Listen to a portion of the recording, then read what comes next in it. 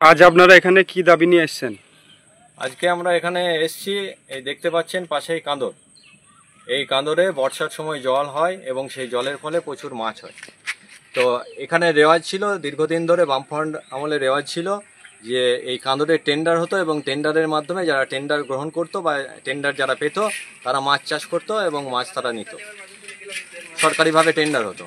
কিন্তু এখন যেটা হয়েছে, আমরা দীর্ঘদিন ধরে তৃণমূল আমলে লক্ষ্য করছি এখানে কোনো টেন্ডার না করে অবৈধভাবে তৃণমূলের নেতারা অন্যান্য জায়গায় যেমন বালি চুরি, কয়লা চুরি করছে, গরু চুরি করছে, এখন তাদের নতুন একটা চুরি সংযোজন হয়েছে কেতুগ্রামের 1 নম্বর ব্লকে মাছ চুরি।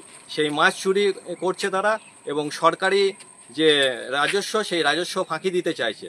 ফাঁকি দিয়ে তারা এখানে মাছ চাষ করে তারা অবৈধভাবে ইনকাম করতে চাইছে। আমরা এর বিরুদ্ধে এসেছি, যে আমরা প্রতিবাদ করতে এসেছি যে অবৈধভাবে কোনো কিছু করা যাবে না। এখানে টেন্ডার ডেকে সকলকে জানিয়ে টেন্ডারের মাধ্যমে রাজস্ব দিয়ে, সরকারকে রাজস্ব দিয়ে মাছ চাষ করতে হবে।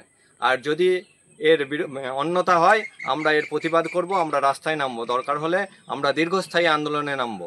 কারণ হচ্ছে যে আমরা চাইছি যে যেখানেই অন্যায় সেখানেই প্রতিবাদ, এবং বামপন্থীরা প্রতিবাদে রাস্তায় থাকবে। সেই জন্য আমরা রাস্তায় নেমেছি। আমরা এই কাঁদরে যে দীর্ঘদিন ধরে অচল অবস্থায় চলছে এবং তৃণমূল দুর্নীতি করে চলেছে, সেই দুর্নীতির বিরুদ্ধে আমরা আজকে এই কাঁদরে এসেছি এবং আমরা যে চাষ করছে তার সঙ্গেও কথা বলবো এবং অবৈধভাবে এই চাষ করা যাবে না, এর প্রতিবাদে আমরা রাস্তায় নেমেছি এবং আগামী দিনে আরও বৃহত্তর আন্দোলনে নামবো।